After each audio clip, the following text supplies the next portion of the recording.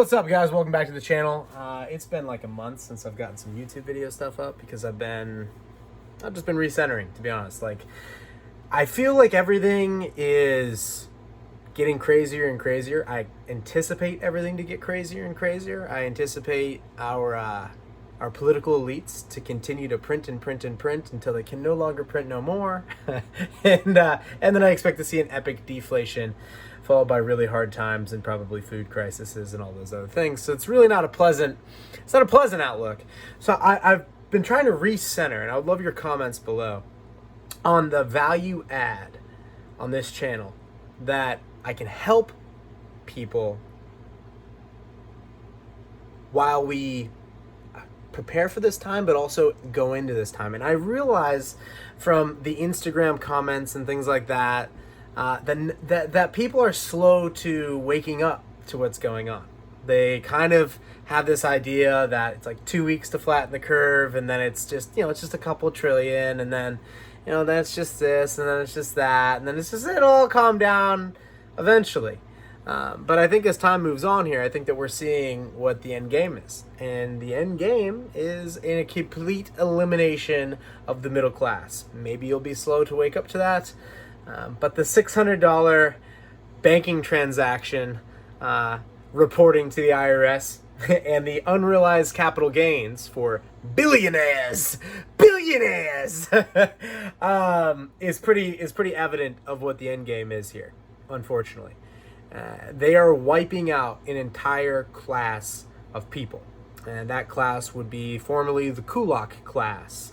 That was a Russian peasant term before the Bolshevik, which stands for the majority, came in and took them out. We would call them today the small business owner, the individual that somewhat controls the means to his own production, and maybe through his own work has become moderately successful. And we're now at a spot here in the Western world where we don't want that. We don't want that. We want the bigs to get bigger. We want the Amazons and the Walmarts to get bigger, and we want to shut down the small mom and pops. And long term, that's not going to work out.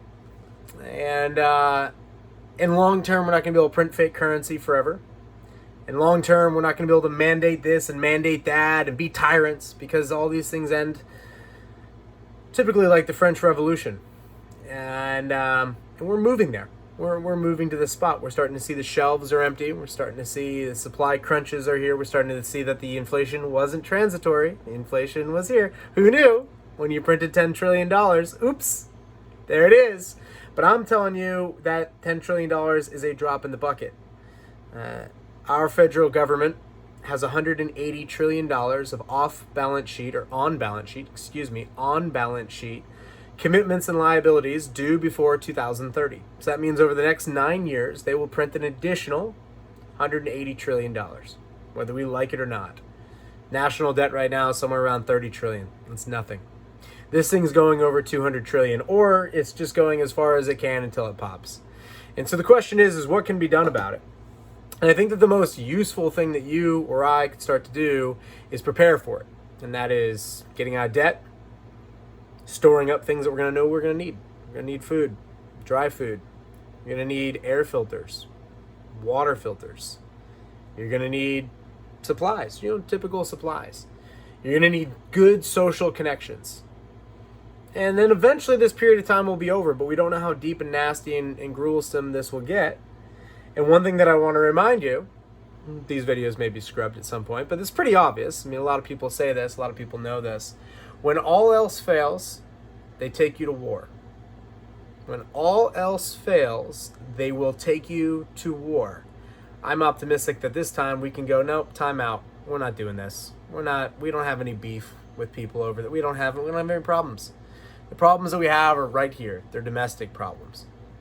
So I want to hear from you guys on how I can best help people through this period of time. I have a few ideas. I have an idea of splitting this channel into like a coming up with a secondary channel like finance and econ and like portfolio management and different things like that. That's really my passion. That's what I studied, and I love that stuff. But I never wanted to get into that as far as a trade. because I never believed in the whole idea of raising retirement funds, charging them a fee, and throwing them into some mutual fund that my firm put together. It's complete garbage. In fact, we're seeing an entire end to the fiat system, whether we acknowledge it or not. It would be pretty hilarious if any of this stuff is around 10 years from now. I doubt it will be. We're seeing a pivot or a migration to crypto assets, assets that people actually hold, they can physically hold themselves. We're going to see everything from real estate to work assets and machines be tokenized, so that sharing or selling the equity in those assets will be immediate and over the blockchain. And so we're seeing, I believe, this migration over to a finance 2.0, or what is DeFi, decentralized finance.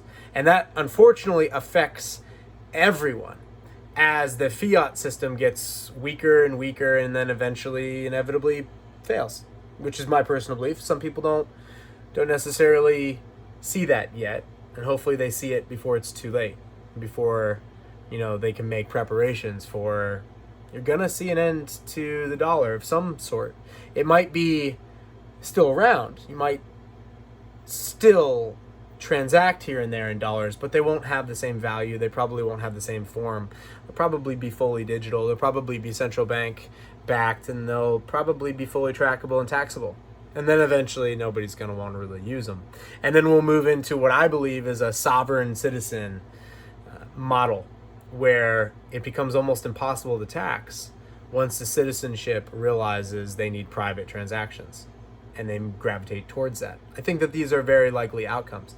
But in the short term, when you go through periods of time like this, like the French Revolution, like the 1930s, food is the number one thing. Like, is the number one thing. And for a lot of this audience is exterior contractors. A lot of them are landscaper types. Consider putting that into your plans. Like, consider how can you help people grow and produce decentralized food. Because if I'm halfway correct on where I think all this is going, there's going to be quite a good return on investment for those that start to do something concerning getting out of the current system. The current system is clearly unsustainable, is clearly run by boomers, is clearly run by a political elite class that is doing insider trading, and nobody is going to jail. And we have 4 Federal Reserve presidents this past week got nailed on insider trading. They investigated themselves. Nobody's going to jail. I don't want to say the word, but Dr. F, right? Dr. F. Why is he not going to jail? The guy lied under oath to Congress. He's literally created perjury. Is anyone going to jail? No.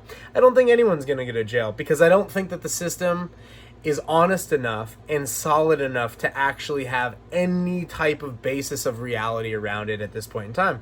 To which I say it's all going to fail. Long term, it's all going to fail, but it's going to get a lot crazier before it does. This is Clown Town, and this is going to be Clown Town. Like, this is going to get wild. And I believe that this is the moment to literally start making preparations, not for a terrible future, but for an inevitable short-term future where our political elites are going to rape and pillage absolutely everything that they possibly can until they can do it no more. And then I think the world's going to be absolutely incredible. I think we're going to have decentralized finance. I think we're going to have private transactions. I think that we're going to live in a world where it's going to be almost impossible to tax. And then we're going to renegotiate with our government overlords, or really reevaluate, why do we have them? Why do we subject ourselves to the use of force and violence by the state? Because we always have? Because nation states have always been a thing? Are they necessary at this point in time? Do we need them? Do we need to vote for this individual or that individual to redistribute from these individuals to that individual at a point of a gun? Is it still really, or in 2021, do we really still need that? Or can we move on finally?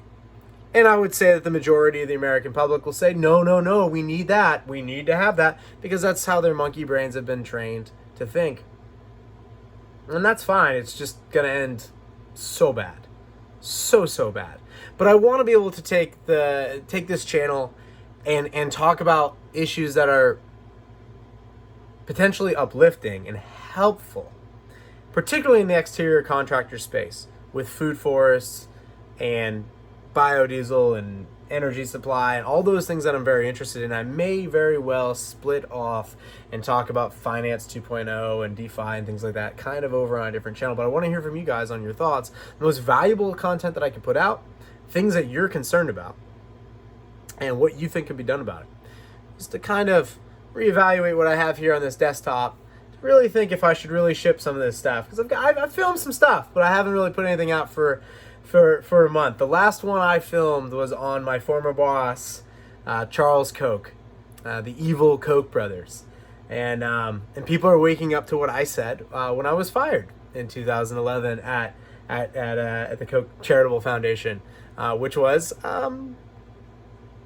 Koch Charitable Foundation is essentially an organization by the left to further government power. I mean, I said it right then. I mean, it's in my write-up. And it made the news when I shot that video that, Koch was making some statements. And I was like, yeah, don't expect Koch to be too right-wing. No. The entire libertarian movement has been taken over by the left. And the concept of liberty and freedom hasn't been there for a long time, like a decade, like literally a decade. But anyway, still probably going to put that video out because, why not? But anyway, I want to hear from you guys on your thoughts, on your ideas, on how you see the world and where you think we're going and what you think this period of time may very well look like. Peace.